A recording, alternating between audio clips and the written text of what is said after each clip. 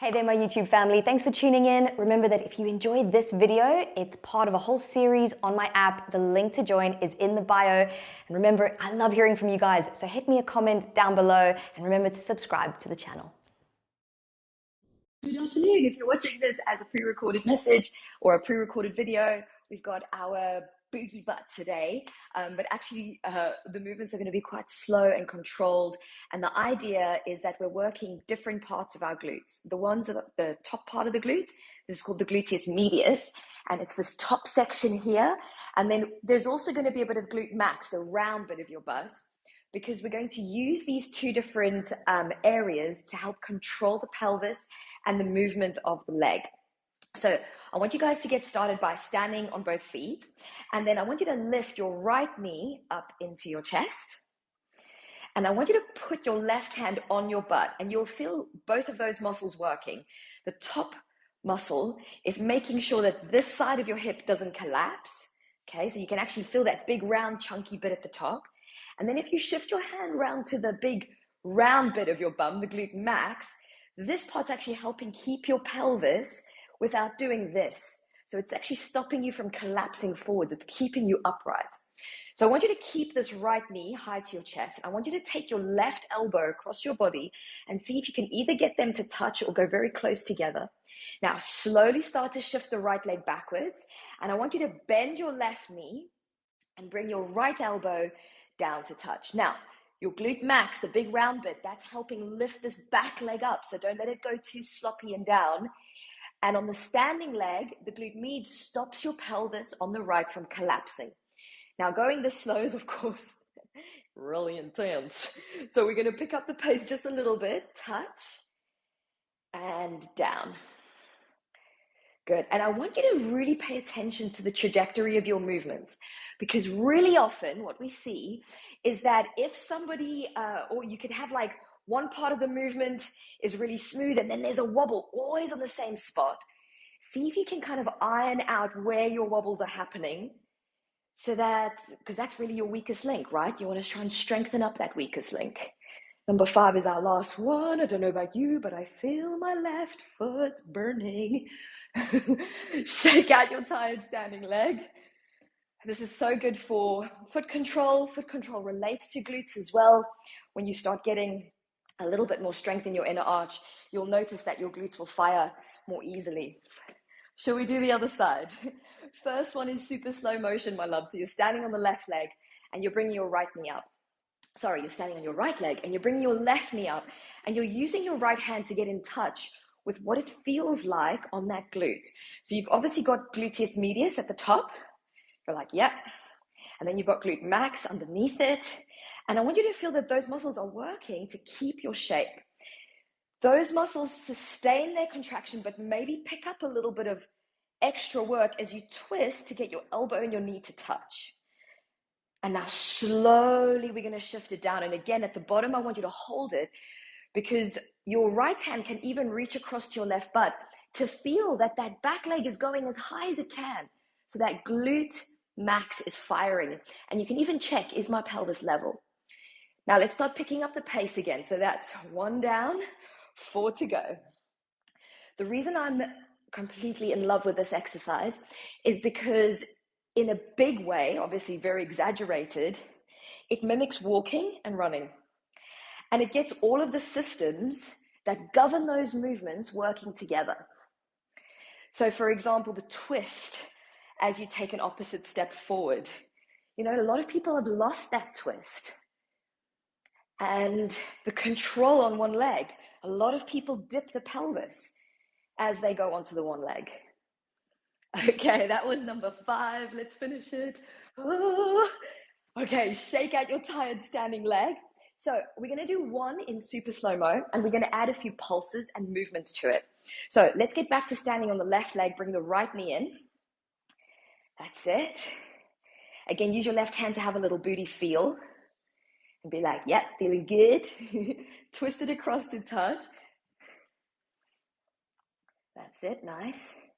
And then we're going to send it back, but instead of bending your back leg, we're just going to put a tiny bend in the back leg. So before we did a really big bend, now it's smaller. Left hand goes across your back to touch that right booty. We're going to pulse here for 20, 19, 18. So your back foot's pressing up against a big, heavy stack of books.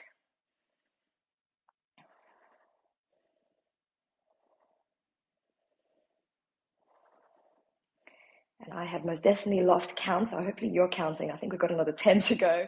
9, 8, 7, 6, 5, 4, 3, 2. Now I know your standing leg is burning, so keep the back leg up nice and high and just bend and straighten your bottom leg. 1, 2, 3,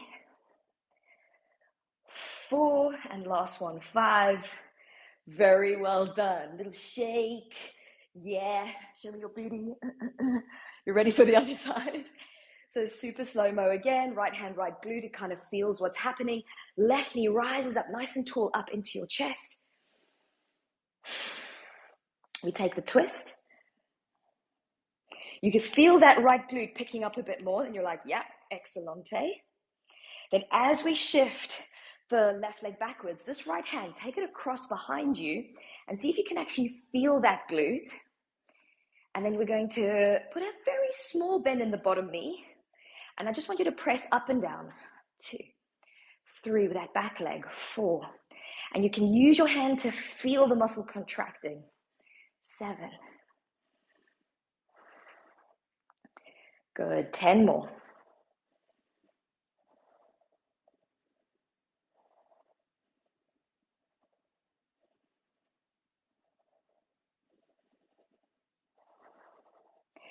Great. Bring your hands onto your waist. Now rise and bend on the bottom leg.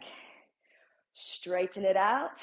Now don't lose connection on the back leg, okay? You still want it to be lifted to its absolute maximum without any compensation from the lower back. It's just from that hip bone.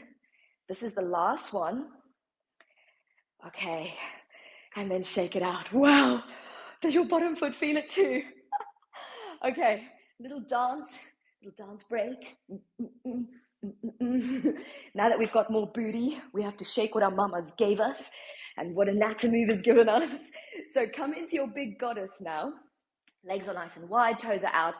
And the main mover, the main joint that's moving is obviously this ball and socket joint of the hip, right? So if you put your hand on sort of the crease, pelvis is here, long leg bone is here.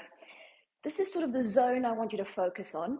And we're going to go quite deep in this goddess. So you're going to go down really, really, really low. And I want you to sort of feel around this edge of the hips. And we're going to go down a little bit more than you think you can. And we're going to pulse here for 10.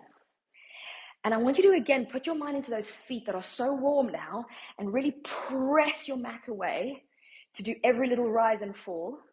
And feel how that translates all the way up your legs into your body. Nice, my loves. You're doing so good. We're going to go down a little bit more and then pulse from there. So you're getting to the edge of where the glutes are taking you.